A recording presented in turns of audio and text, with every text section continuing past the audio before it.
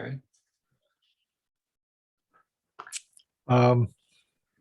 That's something that just dawned on me a few days ago. Why haven't I been recording the first meeting of the month so people like Ann can see it? Duh, so remind me. All right. So I'll take this screen. And put this down. While he's loading, did anybody get flooded this last week? No, Oh, thankfully. Boy, a lot of them did. I dealt with a tremendous amount of effects of it. I'll bet you did. A Yeah, lot of folks want to have new generators installed, I bet. they do. Can you get generators readily? We have about 200 in stock. Okay. So, All right. There wasn't any planned agenda, but there seems to be a lot of pictures, so we'll take a look. Ron? This is from the Ann Arbor Art Fair just a few days ago, just last week. I just thought this lady was sort of interesting, and the way the wind was blowing her garments around, I thought it made a nice street photo. It is quite an outfit. Yeah. She's a walking pretty work colorful. of art. What's that? She's a Yeah, walking she's work of pretty- art. Yeah. Well, one thing about it is Gary said, in street photography, if you're photographing someone who's walking, try to get them in mid stride so that it looks like there's some action. And this one happened to work out that way. You bet. Now, there's one thing I want to point out here, and this falls in the category of that I call even the dumbest squirrel sometimes stumbles upon a nut. My photography isn't anywhere near as good as any of you, but I do have a tip to share.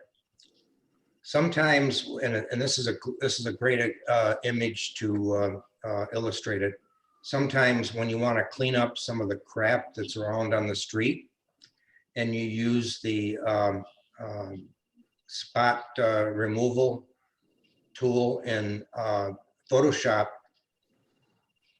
occasionally that'll wipe out parts of the texture of the street. Well, it dawned on me one day that if you over sharpen something, sometimes it looks a little crunchy.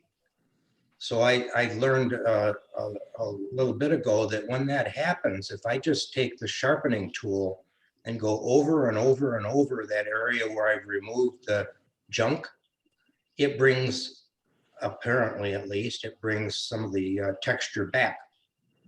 So even though it's not exactly something we want, over sharpening with the so-called crunchy effect, sometimes it can be used to our benefit. Yeah. Good tip. I did that in Thanks, this Ron. case. There were a few pieces of junk sitting around, and I took them out and I went, oh no, that looks awful because it looks so obvious. But I just sharpened the hell out of it until the crunchiness blended in with the rest of the street. would one of them be just to the left of her red handbag? There's, I don't know, I'm putting my mouse over, my cursor Yeah, over the area where I did that, but you probably can't see that. No. So you Just- mean in this area? Yeah. Just behind and above where her skirt and her coat flares out, there's an area where I did that. Now, yeah, it's a little bit of a discontinuity there, but there's a lot of discontinuity in the pavement in a street photo sometimes. Unless you said something, I would never have noticed it. Yeah, I wouldn't have either. Well, I shouldn't have given away my secret, huh? What about Ron? if you use the clone tool in those circumstances where you could? I have tried that and it doesn't work as well because sometimes you wind up with a little outline and then you've Oh. got to go in with the healing brush and fix that. Whereas if it's just, and this doesn't work if it's a mammoth relative to the rest of the frame, if it's a mammoth area, but if it's just a few spots here and there, you can kind of go in and scruff them up a little. If you use the clone tool, soften your brush a little so it's fuzzy on the edges. And Yeah, I know. And that's what I've done in the past, and it works pretty well. But to me, this is faster. And Okay, works Ron? well as well. Ron, also on the spot healing brush, you can increase the hardness a little bit to get the texture Well, back Bob, in. that's what I started doing first. But Okay, with the harder brush, I found that I had trouble with the little outlines of where I had brushed showing up. oh, I see. Okay. So I stumbled upon this one day and I thought, hell, that works. If it ain't broke, don't fix it. With street photography, technique becomes a real important element in this. And I don't see any exit data here, so I have no idea what focal length. Were you working with just a single focal length, or were you zooming around? You really No, captured. I was using a 24 to 105 Canon Mark II, whatever it is, on my Canon 5D4 Mark IV. Okay. So did you find yourself zooming a lot, or is it, were you sticking closer to one focal length? Oh, I was all over the place because sometimes you wanted to get the whole crowd to show the crowdedness of the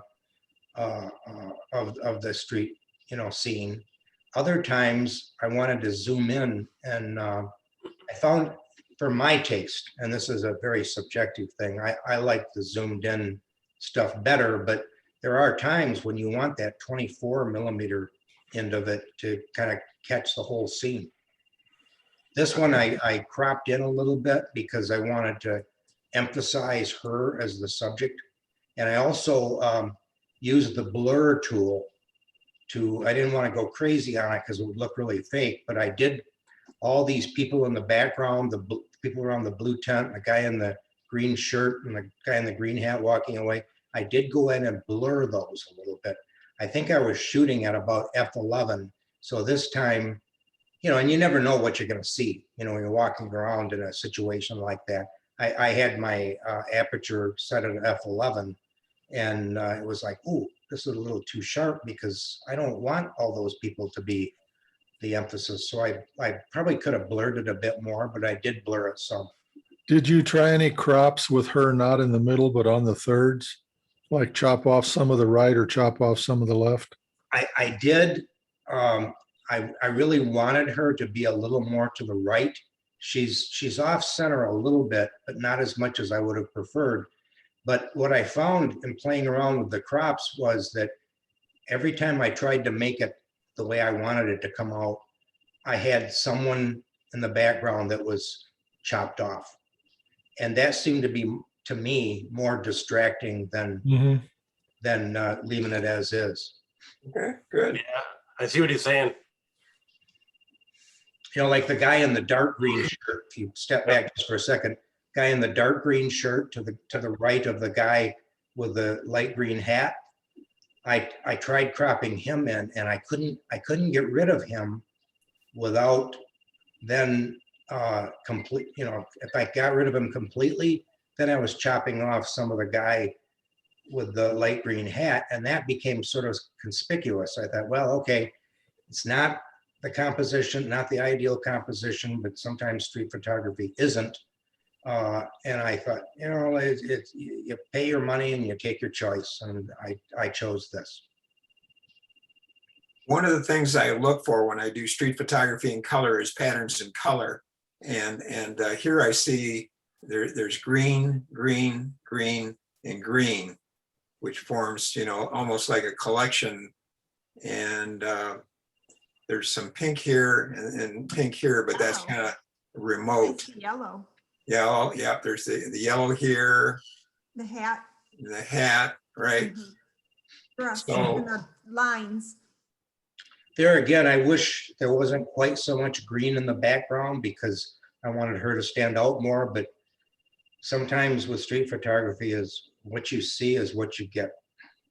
One opportunity you could look at here is taking the greens and doing a square crop where you're just taking, from something from about here to here and letting the greens really pop, because I think they're pretty strong. The green hat, the green shirt, the other green hat, the pants, this. So there's a lot of different ways to look at this image. It's a good image. So they did a good job with capturing this. So good. This is also from the Ann Arbor Art Fair. And I tried to go sort of behind some of the booths to get people looking at things. And it sometimes worked and sometimes didn't. This one I kept because to me, the story was, you see the young lady with the black or dark blue t-shirt, and then the older lady with the white shirt in front of the fudge shop. The story here was, this is a contrast between before a life of eating a hell of a lot of fudge and near the end of a life of eating a hell of a lot of fudge. Okay, good. Yeah. I missed that. Yeah, But One heavy lady and a nice, tall, thin, young girl.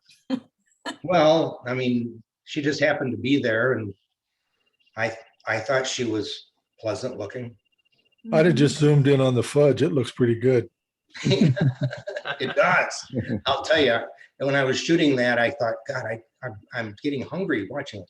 This is a battery, and I looked these up and did a little research on it. These battery units cost about $3,000, and the city of Ann Arbor had these all over the place in the art fair, so that the different booths could plug in. They must recharge them overnight, each night. But I just liked the different colors of the plugs and all the coiled cables. It just caught my eye, and I thought, well, I didn't want to just have always a bunch of pictures of people's backsides as they're walking away from me in the art fair. I wanted to try to capture some of the other aspects of it that maybe not everybody would notice. So, and of course, being a former engineer, and then most of my career I was an intellectual property patent attorney. I'm a bit of a gadget mechanical geek, and I really liked this, so I took this picture for me. It's good, and I like all the colors too in the plugs. Thank you.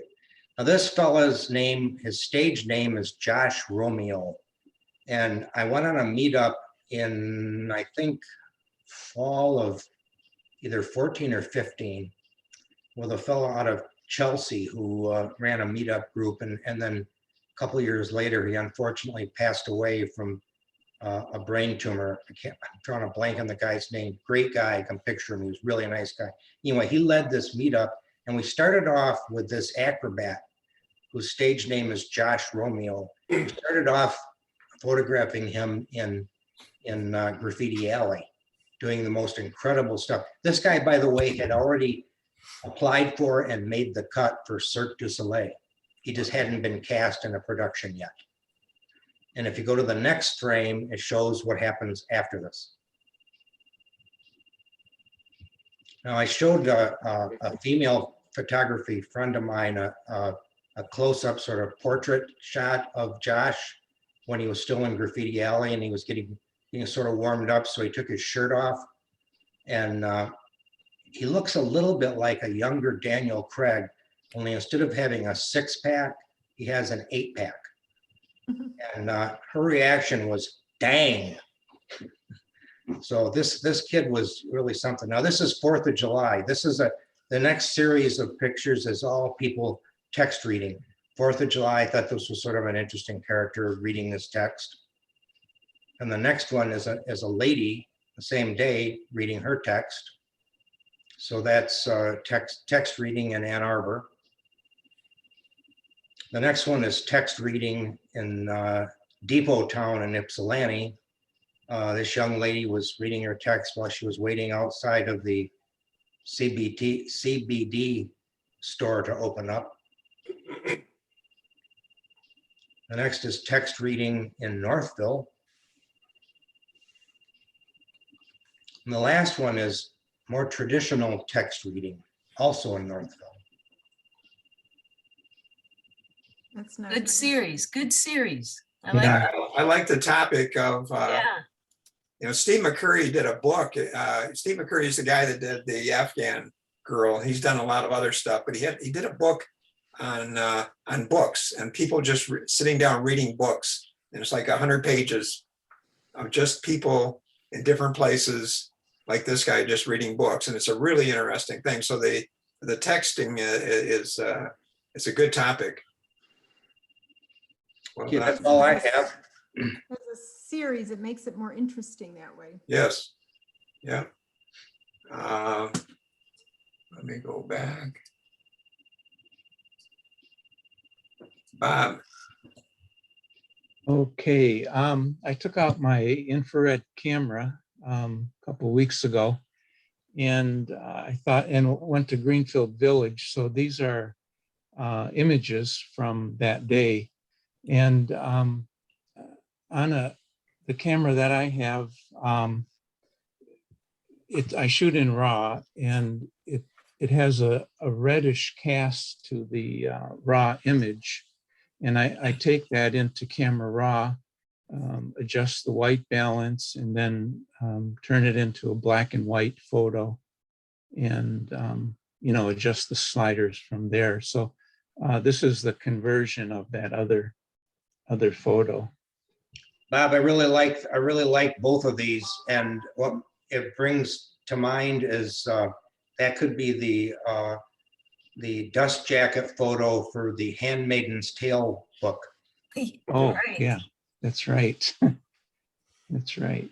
so which camera did you have converted to do this?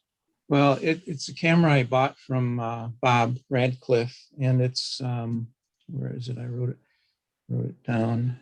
Oh, it's a Canon 40D.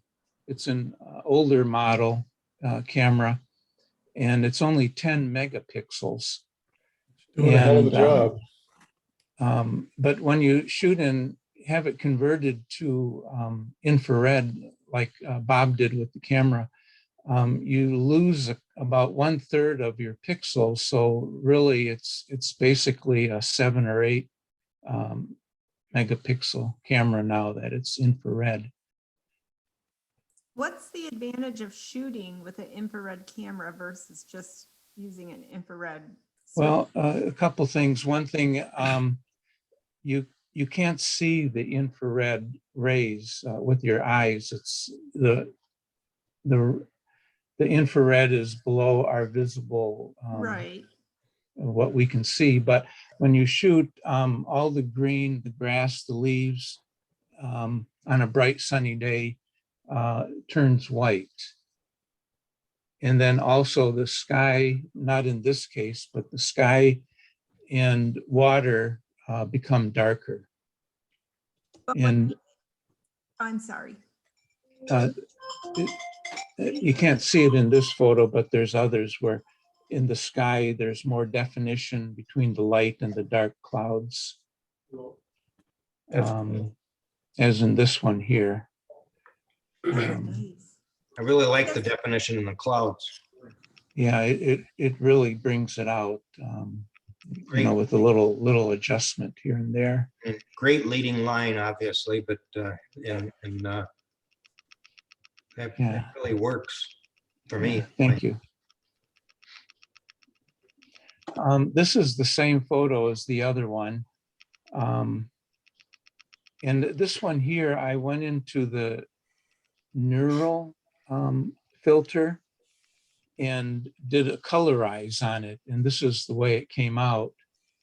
I still think they need to perfect it because the trees on the left and the building on the left didn't colorize along with the building in the center of the photo.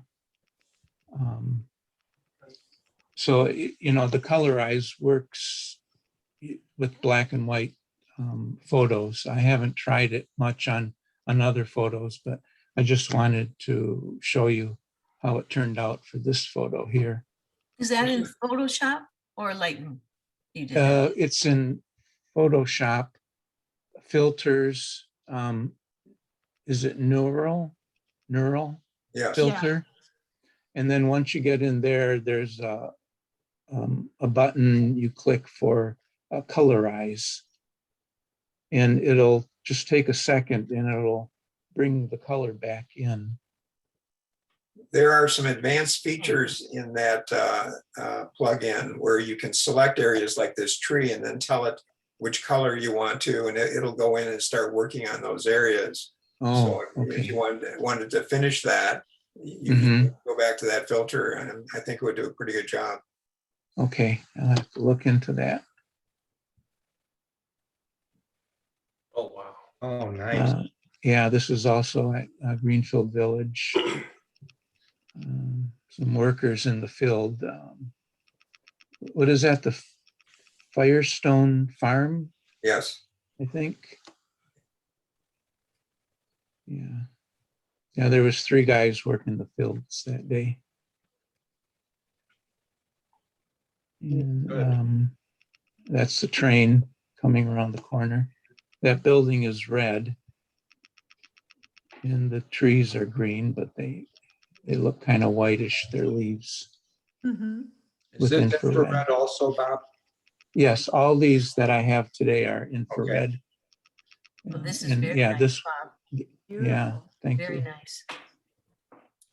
The more sun you have, the brighter the leaves look when you convert it to infrared. Very You see, artistic. yeah, thank you. Do you have to use a filter, a color filter on the front of the lens, or is that not necessary?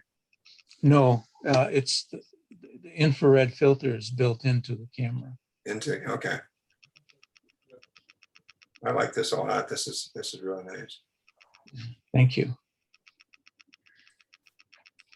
And this is the Cotsworth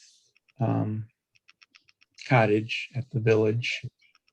There's a lot of ivy growing on the front of the building, and that turns white.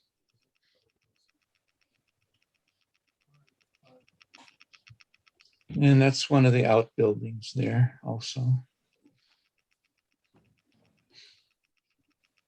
Wow. This one, I overexposed it, so I had a hard time bringing the more definition into the leaves there at the trees at the top of the photo. I'll tell you what, Bob, I think you're doing an amazing job with that camera. Yeah. Thank you. For sure. Thank you. Have you tried? Oh, those are gorgeous. Yeah, that's Wow. really nice. Oh, nice. Wow. Yeah, a lot of definition That's in the nice. clouds there. Now, that camera you've got's like, I think, a 790 nanometer infrared filter in it. Right. Yeah. So you have a little latitude, like your first picture, to change colors, not much. Hmm.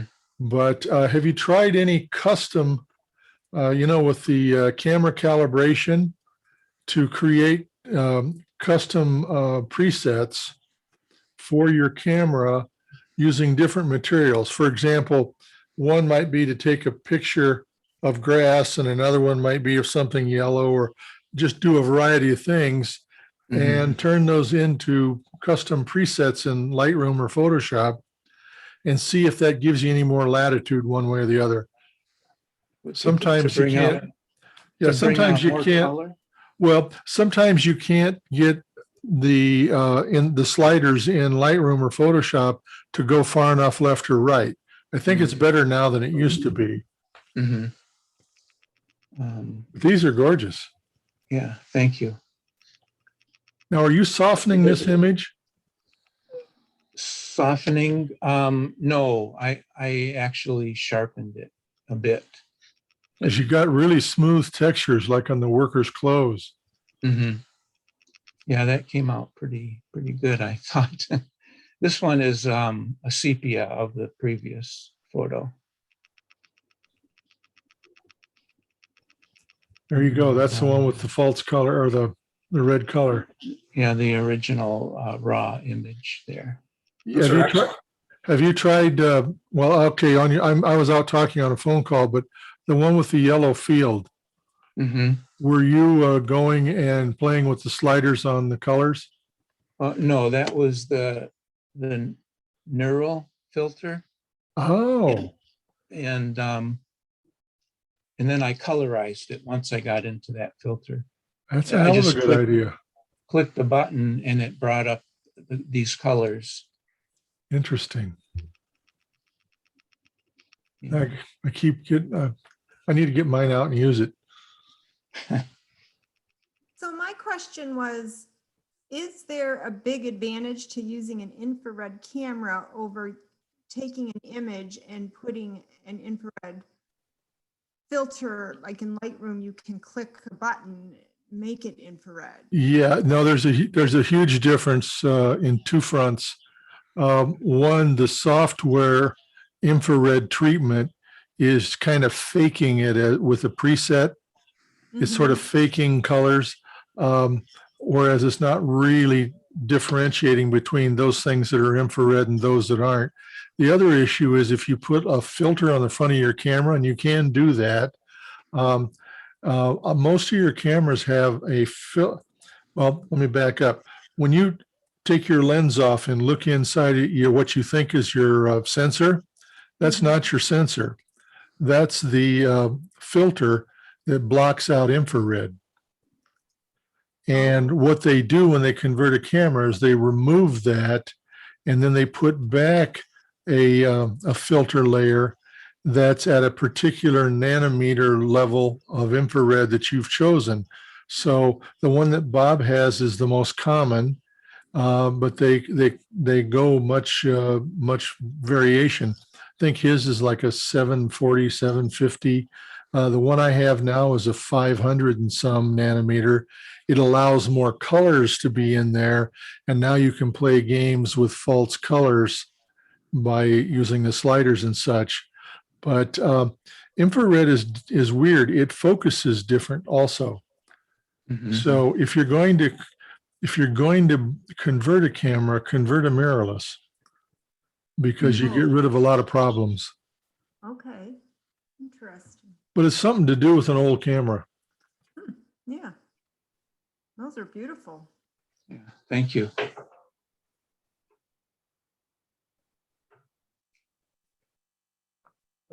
Nice. So I went up to the Tawas Lighthouse and just trying to get a couple pictures. And this one here, I considered my just basic, simple, nothing too fancy about it picture, but it turned out pretty good. Yeah, sure did. Mhm. Showed up too late for the sunrise. I made the best of it. And then a black and white version of it. So this was straight out of the camera.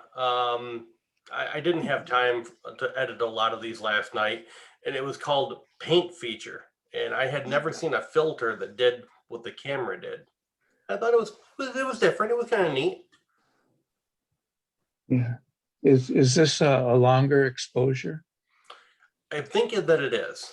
I think that Gary can probably pull up the specs on what it was. It says 1/60th of a second, so it's I guess Hmm. not.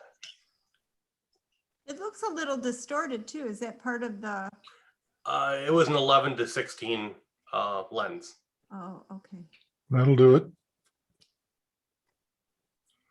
And here again, black and white in the same spot. Looks a little dark to me. Does it look dark to anybody else? Like the shadows maybe need to be brought up a bit or? They probably can be. I wanted to include them. I didn't get a chance to edit anything last night, and I just included them. I thought the lighthouse was pretty cool. Mhm. Yeah. This one turned out pretty nice. Just a simple black and white, and yeah, These might be interesting to try the guided straightening. Is that what you did here? I did not. You just held it really level. Yeah, Good. Okay, so in the same park, the same Tawa State Park, I walked over and I was looking for something else to see. I had to walk about a mile because they actually block off access to get to the lighthouse at sunrise. So I was like, I better make the best use I can of coming here. So I saw this flooded area on a beach with the trees. And so this wide shot leads to the next shot I had afterwards, which is the isolated tree. I thought the isolated tree was pretty cool. Mm-hmm. Actually, I actually had a cropped in tighter version of it. I don't really know why I included this one that zoomed out a little bit, but yeah, I liked it. Trees are interesting. Mm-hmm.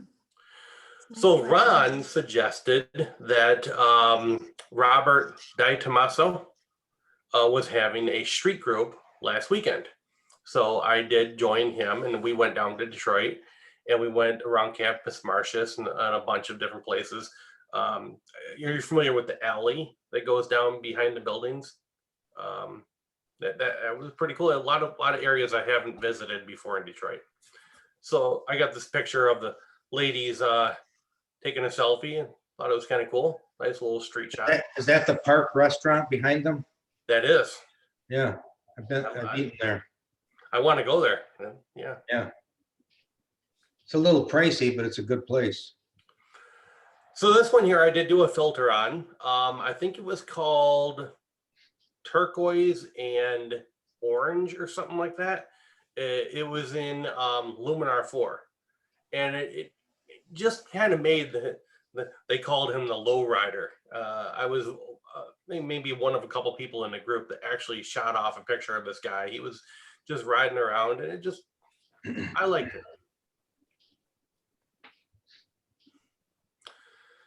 So this picture here, I spent a considerable amount of time on. I tried my best. I wanted to get rid of the guy with the green shirt, and I just couldn't do it. When you look at the gentleman on the right side with the white hoodie, he has a goatee, and every time I tried to get rid of it, I couldn't get out the green out of his goatee, and ultimately I decided to leave it in. What about using a color replace? Just replace the turquoise with some other color, dark and subdued maybe. I didn't think about that, but do you think that would interfere with his facial skin tone? I don't think, well, you just select the area. Gary's a master at doing that. Okay. You might want to consider just converting it to black and white, bring the shadows up a little bit, then you get rid of the green. Okay. That's a good way. Yeah. All right. Thank you. It's a good picture. I like the composition. So this one here I included, I didn't take the shot. It's a friend of mine, his wife took this picture, and I'm no longer fearful of posting stuff on Facebook and having people snag it using the full size version, because I tried blowing this up to screen size and it looks horrible. It's pixelated to death. But the reason I included it is I want to find out how she got these colors. I know she shot it with an iPhone, but it's not really grayscale. There's almost like a tinge of beige in it. Monochrome to me. Yeah, it looks pretty monochrome to me, but I can see how you'd think that. A lot depends on which iPhone it is and which model, because those phones have been getting amazing as each year goes by. You can also yellow a black and white, a monochrome, Mm-hmm. start to take it towards sepia. And maybe that's what but it looks monochrome. I don't see color in it. No. Yeah, it just this one here, I was on a traffic island right by Campus Martius Park. I know right where you were. Yep. And if anyone's ever been down there at about 10 o'clock at night, it is nutty. there's a lot going on. So Bob liked to, he coined the term pedala drunks. If you've ever seen the carts going around with all the Oh, people yeah. drinking on them and stuff, Mhm. it was a hilarious time. We actually got kicked out of a parking garage there. A couple of years ago, Kevin Beavers and I spent probably an hour and a half on that little island. Yeah. There were all kinds of stuff happened. Oh yeah. What's the parking garage with all the paintings on it and stuff? Z Garage. Z Park. Yes. You cannot shoot from that roof anymore. They've put up Really? a wall on the top floor and you can't see over it. And we went to another parking garage. I wish I could remember the name of it. Maybe it has something to do with General Motors. And Yeah. we're up there 2 minutes and security came and got us and kicked us off. Mm. And so we went to one right next door and we were able to get some shots out of it. But yeah. I spent some time with the police lieutenant from Detroit. He was a good guy, and he said that those guys that are policing these buildings are way out of bounds. Technically, it's not illegal for you to photograph. It is if you're standing on their property, but if you're looking at the property. Well, I was wondering if I paid to have my vehicle there and I left it a few feet away from the edge of the wall on the top floor, could I technically say I'm using it? I'm here? They get overzealous. They've been doing that for a couple of years. Did they build a new wall on the west side? We didn't even try to go up in the Z garage. Okay, 'cause that used to be the west wall was still open, Okay. but they put fences around all the others. Yeah, Bob parked in that garage and he said he couldn't even get up to the top floor. He said they had it blocked off. Go up the elevator. So this one here is and I know my wife is downstairs. She's probably going to hear me, but this is my wife. I would like to say it's probably one of the first pictures I've ever taken of her that she actually looks the way that I see her. And I shot this picture from probably 75 feet away using a telephoto. And I finally realized something is that when you take a picture with someone up relatively close with a, I don't want to say wide angle, but you know, it kind of makes them look wider than they really truly are in real life. Yep. It throws off their proportions. Longer lenses are really nice. They do compression. They change your appearance of the background. Yeah. So yeah, so she kept on, she looked over at something and then she looked at me and I had to point over and say, you know, what was it that you were looking at just a moment ago? And she finally looked over there and I shot it. I thought it was a nice candid shot. Yeah. It Yeah. is. Mhm. Yeah. So this one here, they were doing something called the Hot Sam's 100th anniversary. And so they took over Campus Martius, and this is actually the Hot Sam's store behind her. And they had a bunch of cars lined up and people could go and sit in the cars and have their pictures taken. And I liked the fact that this one had suicide doors. I haven't seen those in a long time. Yeah. So, all Those are right, good. thank you. Good, Mike. Nice.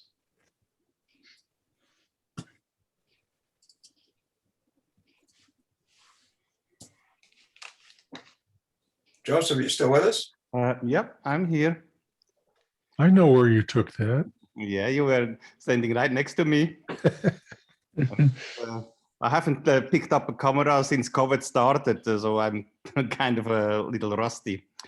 But on this one, I intentionally wanted to have the city in the background blurred, but nothing else. And I chose f4. And when I examined the picture a little bit closer, especially the girl, they are not very sharp. So that was a mistake that I have to relearn again. Not relearning not to make. But I thought it came out okay. Looks good to me. Mhm. And that's a blues bar with the setting up for a street concert. And I thought the colors and the lines and shapes are pretty nice. Where is this place at? Oh, yeah, good question. That's Eastern Market. Okay. I missed those set of guitars. I don't know what I was looking at. Mhm. Uh, Oh, wow. graffiti. I kind of did that through a fence. It's basically a big empty room. They could use it for concerts or whatever. And yeah, some people in it. Nice sleeping. And the way I processed these 3 pictures, I used what's called Gary, what's the name? Luminar? Capture One. Capture One. Basically, it's doing the same thing like Lightroom does or Camera Raw. I did not do any pixel bending or trickeries with it. Just basically correcting light and color. Nothing more. Yeah, the colors work real well on this, Joseph. Nice job. Yep. Mhm. Good. Glad you brought those in. Let's see.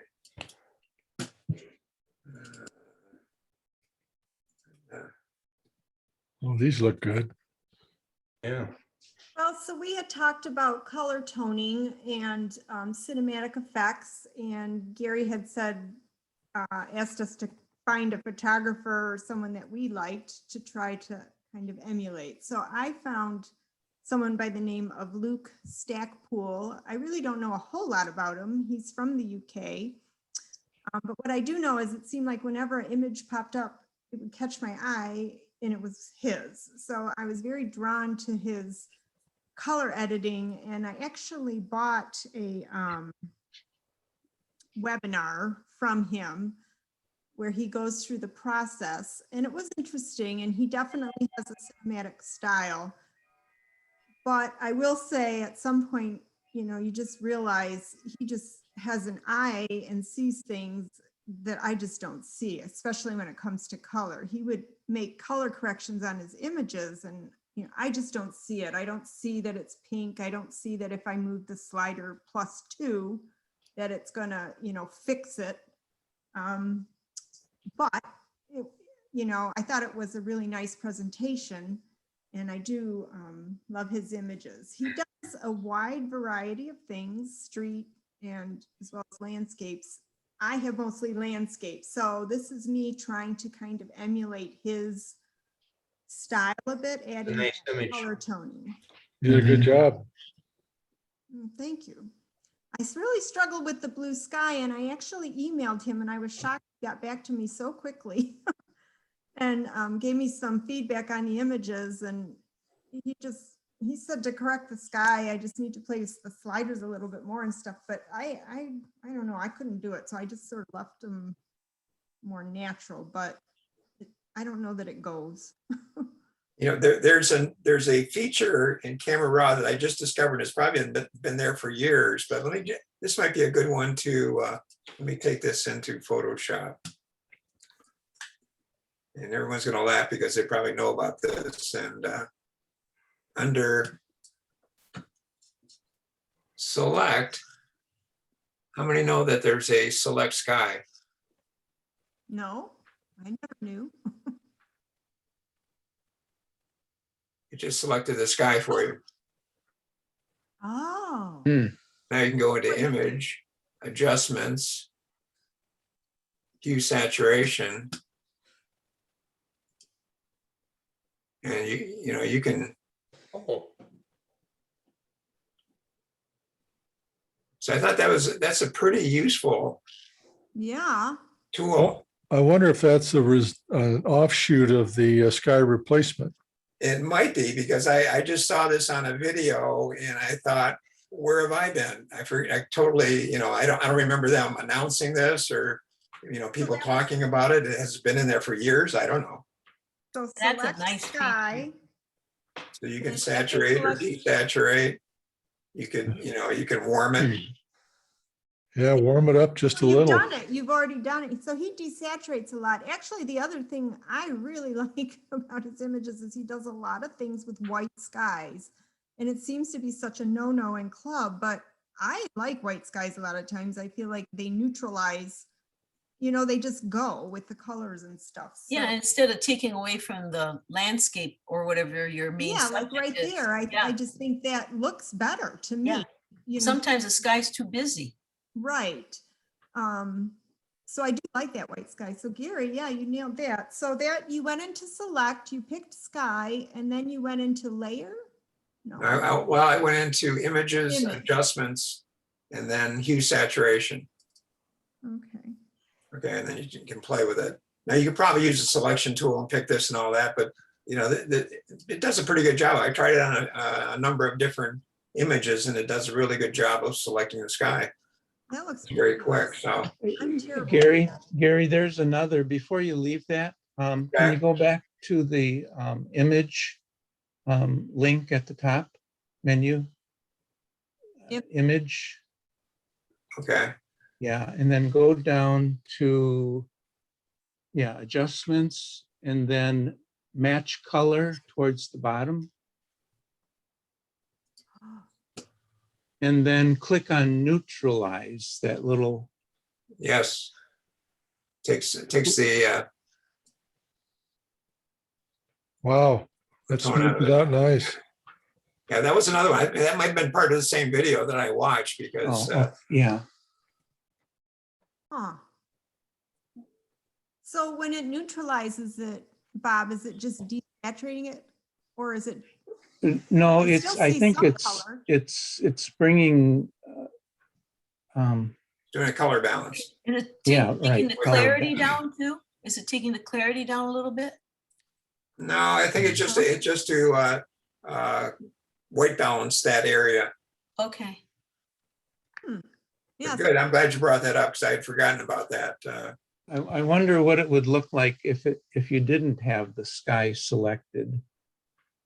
And it would neutralize the whole image, everything all together.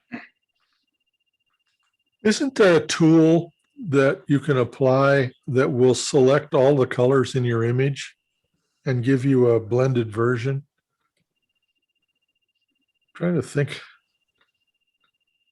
It's match colored, right? It's Let's see, it's, match color, yep. match color. So if we Yeah, yeah. visualize this, there you go. well, it made everything more bluer, it looks like. Yeah, Well, the colors Oh. look a little truer to me than, yeah, this way. Yeah. So if But we now- go back to open, yeah, I mean, these colors are clearly, I mean, I'm not looking for the natural, you know, I'm trying to give it that. but if you took it back into camera raw, then take the temperature up. Yeah. Hmm. I mean, I have it in the more natural look. I was going for that. The way, you know, like Luke's images. If you look at a lot of his stuff, it's very tonal. So just, I guess, a couple of hints that would work pretty good. Yeah, I'm gonna try that. That looks a lot better.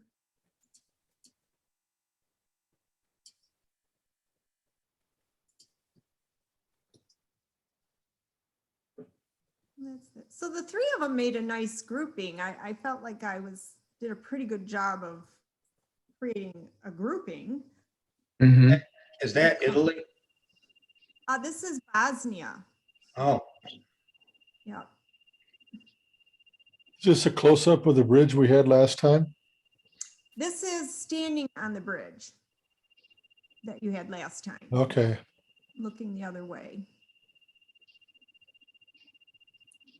That's cool. Wow. Thank you. And this one was probably the most similar to Luke's images, partially because he tends to choose images that are pretty simple and clean. And I got the color pretty good on this one. So, That last picture, could I ask how you did that one? I took it at night. And then, you mean how I got the colors and stuff? Most. Yeah. How is this? The sky is, you know, you can see all the stars, but then the rock is so colorful. Oh, so I took it, you know, wide open, 2.8, So the picture, the original photo almost looks like daytime. And then just working with exposure and going into the color sliders in Lightroom. Luke, he does everything in Lightroom.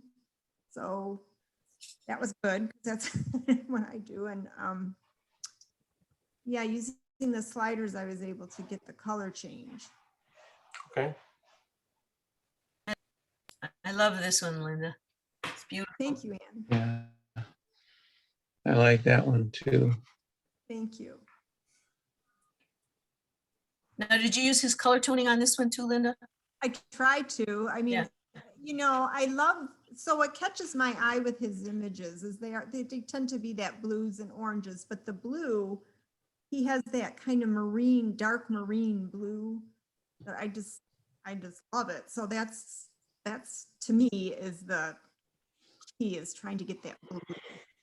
Yeah, it's almost like he has like the dark marine to the soft grayish blues rather than, your Mhm. normal blue, very blue that you might see.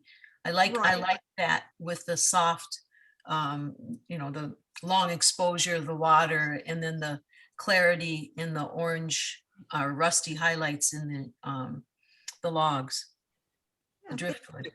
it definitely creates a moodier picture, which may not always be what you're going for. So I think you have to keep that in mind, because these Yeah, are strong color toning, and I definitely think it evokes an emotion. So it's the emotion you want for it to work. This That's was a nice shot. harder. Oh, thank you. Well, this was tough because this had a ton of colors in it. So I had to get rid of all the unwanted colors to reduce it to the tones that I wanted. And you do that with the sliders, Linda? The yeah, saturation sliders? Yep. Did anybody else just get kicked off Zoom? No, No, No, I got kicked off and had to come back in. I don't know what happened. Okay, anyway. Are those people above the clouds? yeah. So this was in Maui, on Maui, and this is at the observatory. It starts with an H, and I can never pronounce it. And Haleakala. Yes. oh, that's it. Yeah, I can't say it either. yeah. So this was, Haleakala, it's an old volcano. yeah, and it's at sunset. Yes. Wow. Yeah. So you're at about, I think it's 10,000 feet. And then Mauna Kea, which we did later on the Big Island, you're at 14,000 feet. Yep. So, So the widescreen cropping on this really works with the composition here. Mhm. yes, It does. I've been using that a lot, Gary. I really like it for some images. It works great. Looks like you did some vignetting here that worked as well. That looks good. Thank you. Then Beautiful. oh, thank you. I see, now I would never enter this in club. I feel like it would just do awful. And I don't know. I don't think it's a great picture. That shadow in the foreground really bothers me, but there's really no way around it. So I just did the best I could and tried to create, again, two photos that complement one another in color. Yeah, they go together nice. Mhm. This is one of Luke's. I think I sent Gary some of Luke's photos so that you could see his work, what I was trying to do. Okay. His street photos. Just got them off of the internet, so I don't know. They looked normal when I did it, but that didn't look normal. Okay. I had sent you two WeTransfers. I don't know if you got the other one. That was missing Oh. his images. Is that this one? No, that's Ann's. Okay, I did not get it then. Oh, it says you did, but oh well. Okay, sorry. That's okay. They're his. You can Google him and you can see All right. stuff. Oh, that's it. Oh, it is. Okay, I thought that was Ann's. Yeah, I can see why. He's good enough. But It's yeah. not- I that's- wish so they that's were mine. his- I guess that's a compliment, Ann. yeah. Thank Oh, you. yeah. Wow. Nice Marine picture. blue, I just love that color. Yeah, that's Mm. cool. I can see where you're getting your idea from this, because yeah, that's really Mhm. attractive with those, the shade of blue and against that orange. Mm-hmm. Wow.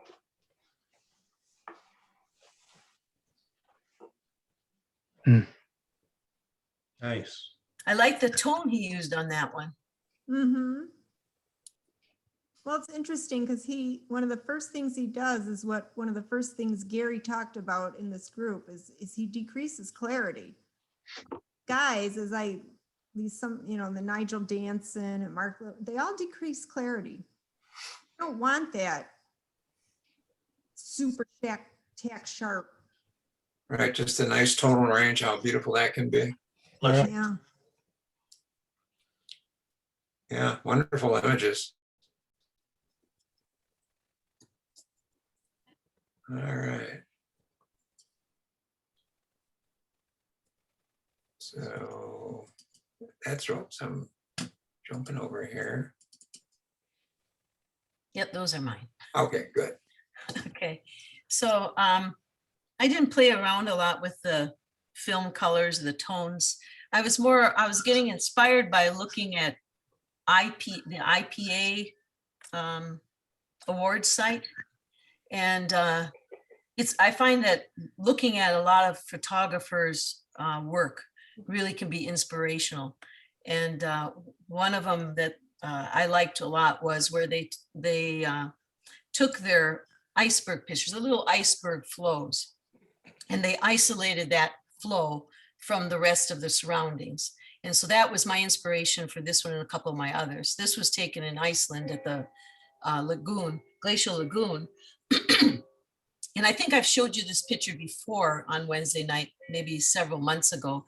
But in this one, I cropped it out, or I isolated the image to just this kind of, I guess, arrowhead looking thing, which is the actual piece of ice and its reflection. And then I blurred the background, and did layers in Photoshop. And this was taken near sunset. So as it was floating by, it was just a small piece of ice against the background of all those big glaciers, icebergs. And, but this one was just, it really caught my eye as the sun was kind of hitting it. That belongs in a gallery. Oh, thank you. Beautiful. Thank you. Ooh, And this, That's beautiful, Anne. oh, thank you. Now, Mhm. this is again, inspiration from looking at other people's work and thinking, wow, you never think about waves being dark black with very little grays and just the white. And this guy had a collection of them. So I thought, I'm going to go into my archives and see if I have any that'll work. So I might have a couple more waves that have a lot of the white against the turquoise color, whatever, that might work like this. I just tried. This was the first one I tried. looks like something Tom Pernar would do in his dark image phase. Oh, that's spectacular. I just Yeah. Thank you. really like that. So how are you're just darkening shadows and your exposure? I turn it to black and white, and then I start using either the Graduated? yep, or the brush, and I brush in the areas I want dark, and then go back and maybe pull back the whites in some other parts. So it's all done in basic editing, basically? Yes, yeah, all done in basic editing. And another one with the wide panorama view. Beautiful. Thank you. Mhm. Yeah, that came out very nice. Thanks. Wow.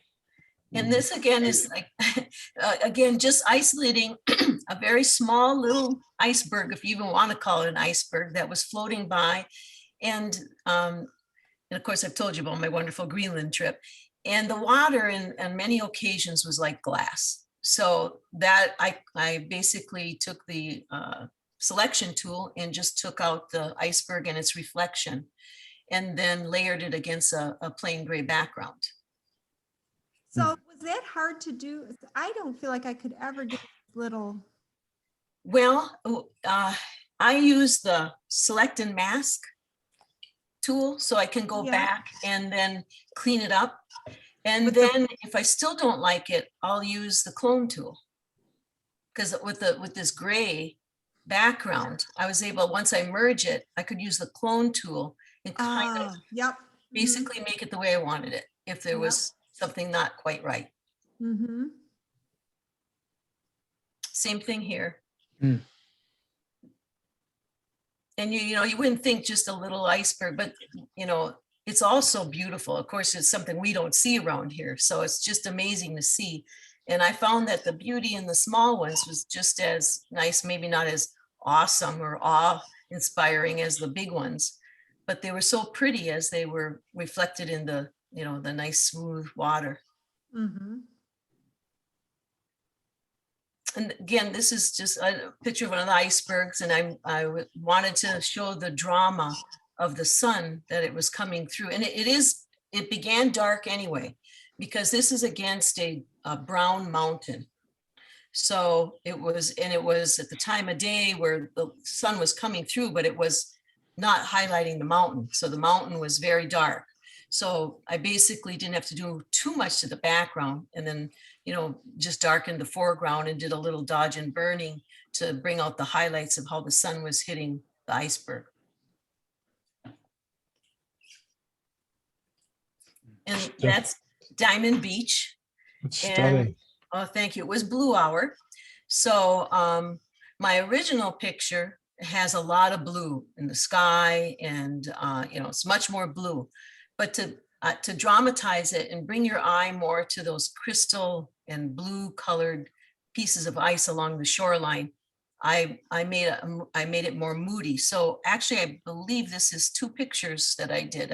I made it into black and white, and then I did it in 2 layers.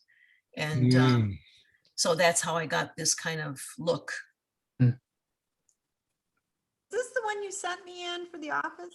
No. That was the one that I asked you if you wanted, but I don't think it was the right size. Oh, right. Yeah. It's too wide. Yep. Yep. And this was inspired by somebody's work that I saw in IPA, where they took and made pictures from the ice beach in black and white, basically dark, moody, and then just kept a little bit of the sky, because this was sunrise. And so again, I've got 2 pictures or 3 blended here. That would be a tough one in club. You'd have to put that in color. Yes, yeah, yeah. Mhm. Beautiful. Thank you. Mm. Very good stuff. All nice. Thank you. Okay. I did a lot of experimenting this month, so I thought I'd bring in some things just to show what I'm trying to do. So I don't know if I showed these last month. I don't think so. This is downtown Detroit. I kicked off again. Oh, I don't know, Ron. All good here. Huh. Never happened before. So are you able to see, anybody can see the screen? Yeah, Yeah. oh, yeah, I'm Yeah. back. I'm back in business again, but everything froze up and I had to go out and come back in. Might be your Wi-Fi. you know. Yeah, that's, Yeah. There's been a lot of screwy stuff going on the internet today. yeah, we got a couple of notifications that our internet was down intermittently yesterday and the day before. Not times we noticed it, luckily. Yeah. This was Doug, Joseph, and Bob and I. We went down to Detroit on a Saturday morning, and I was looking specifically for images that I could do this to. So we were wandering around, and I was looking down the long shots of some of the streets, and you know, it's kind of goofy putting in the umbrella people, but I call these the Gotham City kind of pictures. You know, the almost Mhm. like Batman comic book images. But I have a lot of fun working with these, and some of the illusions of these, you know, being a night scene and the windows all lit up. It's kind of fun to do. Oh, I that's love really it. gorgeous, man. I mean, I was there and saw it, and it didn't look anything like that. Well, no, it's like 10 o'clock in the morning. So, okay. These are And I those like kinds the of- balance in that one too, Gary, where you have a left-hand, middle, and right-hand sides basically signs. You have your no turn Mhm. sign, your Grand River sign, and the music sign. It kind of just helps balance that whole scene from the Yeah, city. the music store on the side here is close up, and that's kind of nice. And, Mhm. and it took some work to get, some of this to read correctly, but yeah, it turned out good. And Very this is on Woodward. Um, Mm, And again, you have to spend some time like putting the lights in and things like that, and getting the balance in the gray tones, and the umbrella person, of course. And and the crane looks nice up there. yeah, I mean, it's just, it's not supposed to be real. It's supposed to be surreal and imaginary and that sort of thing. The building back here with all the lights coming up. So again, I'm just fooling around with it and trying to find something that that I like with this. So you put the lights in that one? Yeah, Actually I- added it? I added the illumination to the light. Okay, If okay. you go down the side here, there's more lights going back down in here, and some of the street lights, Mhm. headlights on some of the cars and tail lights, things like that, just to give it a little more realistic. Now, how did you do that? Just bringing up whites? Is that what you did? I create a blank layer that I can start putting the lights on, and just take a brush, soft brush with white, and just start filling in different areas. Okay, very nice. Hmm. And this is the law library down in Ann Arbor, and this was taken at noon during the day. And I saw it, and I thought it would be fun just to take this and try to convert this to a nighttime scene, almost like a Harry Potter. I started with illuminating some of the windows and the lamps. Wow. Got the rainy look, the lights and the Wow. lanterns over the entrance, and the light coming down here. There's a little ghost guy up in the Yeah. corner. So it was just an exercise in seeing if I could do it. And maybe something will come along in the future where I'll apply some of these different techniques. Well, you got in the other thing too, Gary, because you said such a great eye, is how you knew where to illuminate, like the sidewalk and the portions of the building that protrude. So that's where the light would hit most likely. And it's beautiful. Yeah, you just have to be patient with it and look at it and say, what do you want to illuminate? You don't have to illuminate, these could be rooms where the lights aren't on, and this is a library where there's some lights on, and a stairway going up, and you just have to play with your imagination. Be patient. It takes a while to do some of these things, but the techniques that you use, you can apply later. You nailed it. Yeah. And State Theater, Doug and I went down there, and this is right across from I'm trying to remember the name of the restaurant, and Doug wanted to get in and get a sandwich, and but I stood out there and took a couple of pictures because I knew what I wanted to do with this. I couldn't get enough people. This is probably the best. I took about a dozen different images, and this one it's got 4 people in it, so it kind of works. But playing with the colors and getting that to work, it took a little bit of a while, but trying to make it look like it's 9 o'clock in the evening, and with the lights on. So it's fun. I learned a lot from doing this. Are you desaturating this one and the one before it? Some of my desaturate, some I play with layers of colors, and I put a black and white layer over a color layer, then I paint in the color. Some of this is desaturated around the edges. It's just, you just try different things and see what works and what doesn't work. Mm-hmm. And this is the Ross School of Business. And as an architect, when we design a building, we just love to see these kind of pictures or renderings, for the covers of magazines and things like this. So this is like a stereotypical image that you would see in an architect's office, of a rendering that he's going to present to a client as to how this thing's going to look. And so this was just an exercise to see if I could do a rendering type image that would look like a rendering you'd present to a client. So Yeah, more like a drawing. Yeah. yes, yeah. So It's what tools or mechanism do you use to get to this point? I Probably too many, right? To explain. well, yeah, I get to play with it, and some of this is maybe a little artography techniques, softening things, and you don't want to get too much contrast. But you want to still get enough detail, you know. I couldn't get, there's some real fine lettering in here for Ross School of Management that if you zoom in, you can actually read it. But here's, you know, so this was what a client would want to see. Then I thought, you know, here's some things that I'd like to try. You know, we're just playing around with forms and colors and reflections. And I kind of like this because of how intense the colors are and the reflections. And for me, this is more fun. And then here's the black and white version. They're both nice, but I like that color version with that pop of Yeah, red. the red really there really pops, and then Very nice.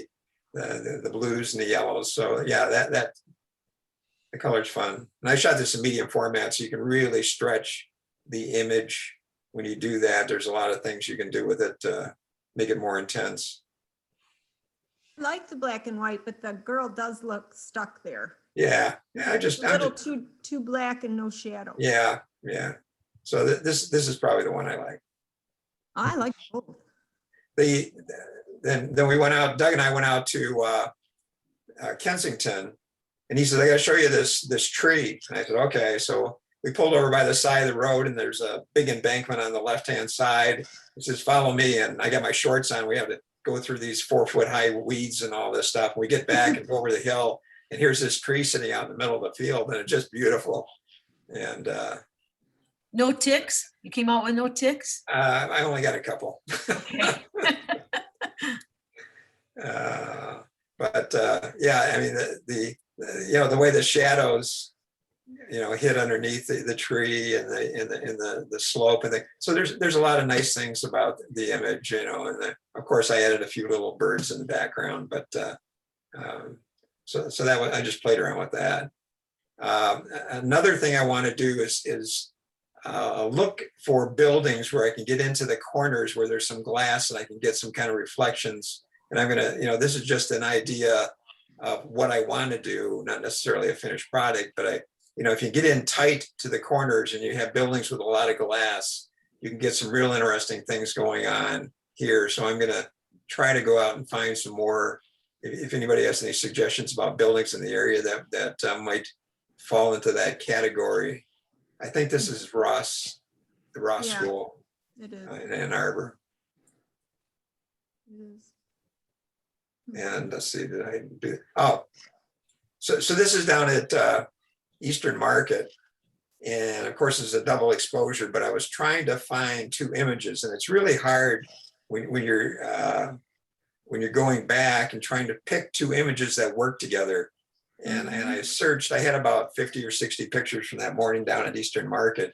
But when I saw the picture of the couple coming across and she's looking up, and then I had another picture of a mother and a little girl walking by, you know, they were both on concrete, and it just seemed to work. And the fact that she's looking up like, oh my gosh, there's big people here. And, you know, you got the city of Detroit in the background. So this was kind of fun to do. And it's an obvious double exposure. This one's not so obvious. This is in downtown Birmingham, and it is a double exposure. Well, it's a multiple exposure. You have reflections in the glass. You have the lady walking down here. The mannequins I really like because of their outfits. And then this looks like a double exposure, but it's not. It's just a shot into a window and a reflection of Doug walking down Woodward Avenue and buildings in the background. I really like shooting mannequins in windows and getting reflections to work, and I didn't have enough time. I plan on going back and trying some other things. Here's some nice windows. It would have been great to have somebody walking by here and looking. And there's two ways to look at it. You can do it on an angle, like so, or just straight on, and then just wait for people to walk by. It requires some patience, and that's what I'm going to have to do, is probably just go down by myself and just stand there for a while and just wait for the right person to come along. It might take 10 or 15 minutes, but you know, I love the background here with the graphic in the show window and the you know, the composition, you know, the Yeah, three it is. windows and the bays and things like that. Yeah, that was one where we were racing to get back to the car before the meter expired. Great. So Well, just some that's- ideas. I think that's kind of, like you said, if a person's walking by, like a lot of times I feel like with street photography, people just take a picture of someone walking, but what makes that image is the background, like you said, it's such an interesting background. So now a person walking by, it just becomes even more interesting. Yeah, I think that's step number one in doing these kind of pictures. You have to wander around and get the background first. It's almost like a stage setting. When you find the Yeah. stage is correct, and then you just sit there and you gotta be just wait. And then, maybe it's gonna be a lady with walking a dog, or, a couple of kids running by, or, you just have to be patient. You never know what's going to happen. In this case, it's a great background. I tend to like straight on versus angle, but I guess the angles work because you get the reflections in the glass in a different way. So Those are gorgeous, Gary. just some Yeah, ideas, okay. if you're looking for things to try. And I learned so much by doing all these things. So it's worth trying different things to sooner or later it'll pay off. Mm. Okay, got a lot of good stuff this week. I will turn this back over to Bob. Which I have nothing. I've been, Let's, questions. Anybody have any procedural questions, technique questions, processing questions? I don't today, but I've been seeing on this IPA site some absolutely fabulous photographs of bridges and some other architectural things where and next month, what I'll try to do is send you a couple, like even if I Okay. can just take a photograph with my iPhone of it on the screen. Because I have no clue how they got these tonalities. It almost looks metallic in some cases, very clean and crisp, at the same time soft. I don't know how to explain it, but I'll send you a couple because they're very intriguing to me. And I'm thinking if, when I do some architectural stuff, I would love to be able to post-process it like that. yeah. Well, Good. what you're going to learn is, as really good photographers don't rely on super sharpness and contrast and all that stuff. They actually go in the opposite direction, and they just have very smooth tonality and forms and things like that. And it's a much more sophisticated approach to finishing your images. Yeah, that's what I was really surprised. The decrease in clarity and flattening the image. It's like the first things they do. Yep. Yeah.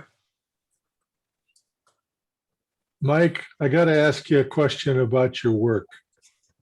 Do you measure the noise level of your generators? They have to pass noise ordinance in a lot of communities. I believe that it is 68 decibels at 20 feet. 68 at 20 feet. Yeah, I think in St. Clair Shores, it's 60. My granddaughter's neighbor got a $250 fine because it was 75. That's pretty loud, Yeah, that's kind of what I thought. right? The 68 is normal, I mean, they're going to be measured at a distance of typically 20 feet. huh? Okay. But, I can have them pull up St. Clair Shores to see what it is. But I mean, did the generator pass noise ordinance when it was installed? Don't know. Somebody complained. They were going to run down today and find out all of the little nitpicky rules. There's quite a few of them. St. Clair Shores? Okay, I'll ask our inspections department tomorrow. Is this for a power outage? Well, it's just he had a generator that was running. Because their And- power was out? I don't know, but somebody complained. Was this a permanently installed standby or a portable? That's a good question. I don't know. It might have been just a portable. Those would be louder. Typically, they will get rid of any noise ordinance during power outages because it's considered a time of emergency. Yeah. Okay. Well, I was curious. That'd be interesting to see. Yeah, she should be able to fight that one and win. Well, she didn't get it. Her neighbor did. Oh, I see what you're saying. Okay. All right. So for next month, what, any suggestions? Do the same thing, or any new ideas? What do you want to do? I'm just loving the variety of stuff we're seeing. Yeah, I I think kind we're of like, learning something from everybody, you know? the free form. Yeah. I would like to get out more, but I have so much cooking and cleaning to do. Exactly, Linda. I don't know if you guys caught that, our last club meeting. A number of you mentioned other photographers and how impressed you are with their things. And maybe if I can just take a quick second. I'm going to, on my Flickr site,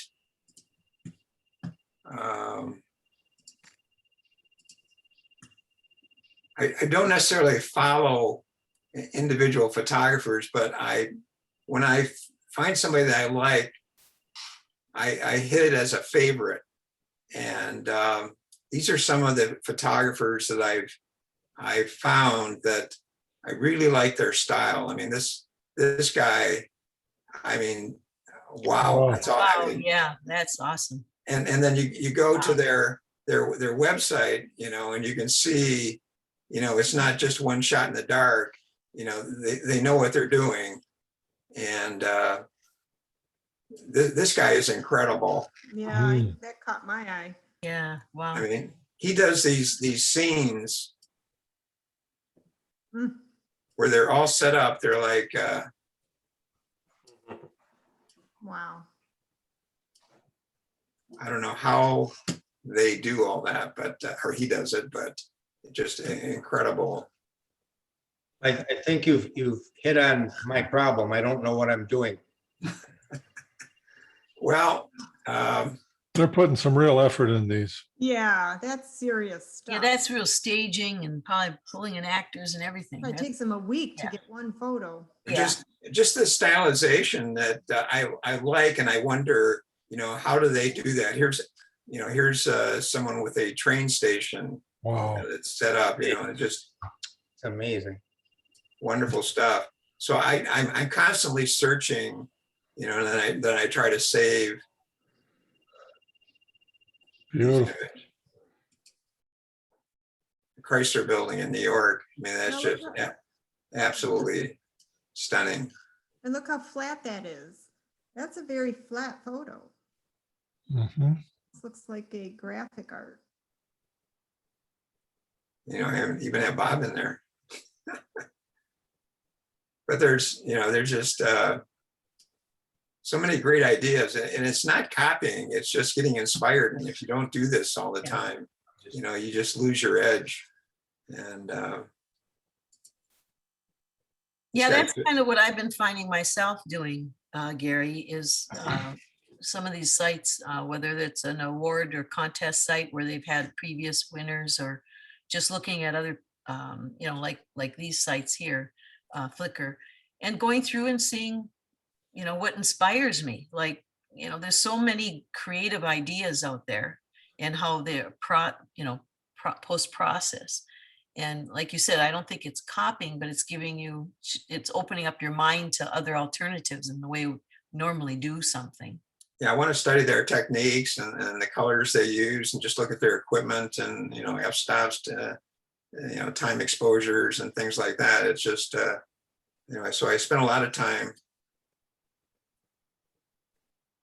even the wild and crazy stuff.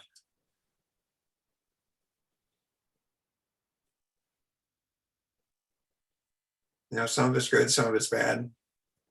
Mm. But okay, so if you find yourself finding someone like this, you did, a couple of people did today. They brought in some pictures from other photographers. I think that's a great idea. I think we can learn looking at that and Mhm. stuff like this. I mean, And that's kind of what I was telling you about, or asking you about earlier. How do they get this beautiful, very clean, soft blacks and grays? Some of it almost looks metallic.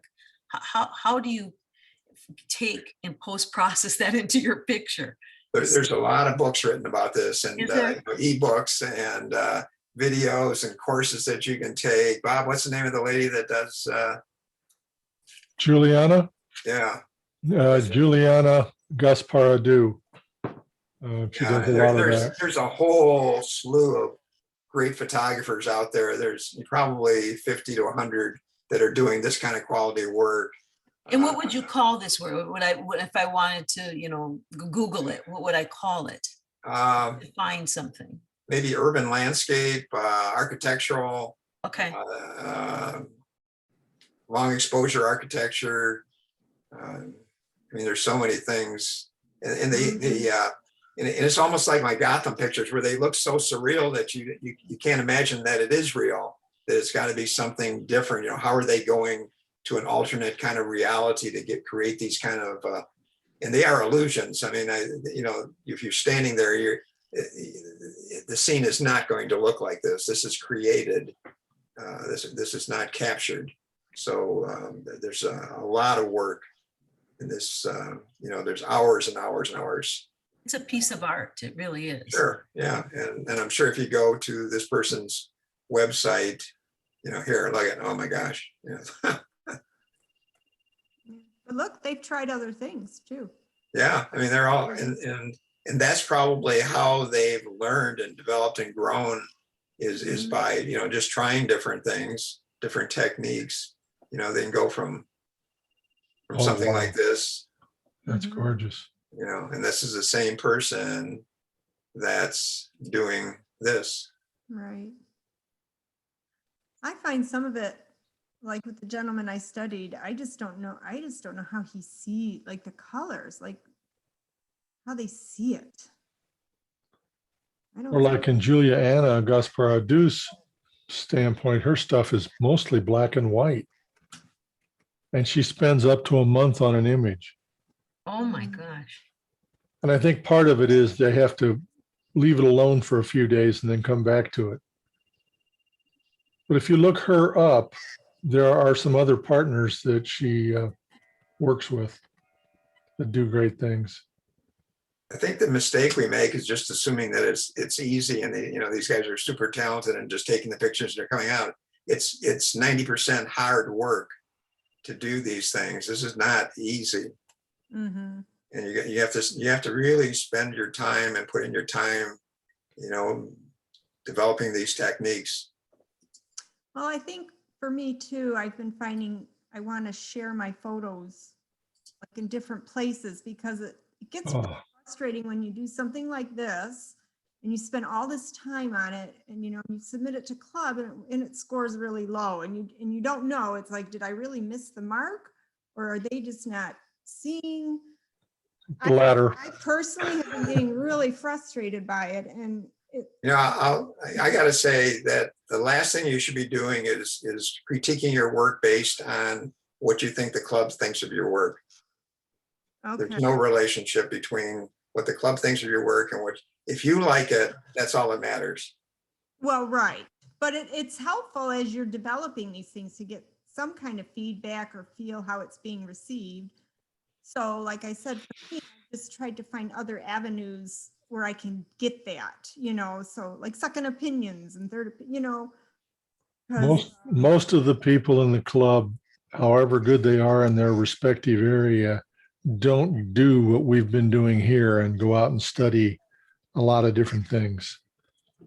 yeah, but even like my Eagle Bob, how did they get a 2? I mean, I don't want to, this is not what this group is about tonight, but it's very frustrating. But I'm with you, Linda, because, even though, we may be winning some places, it's because there's hardly anybody in our group.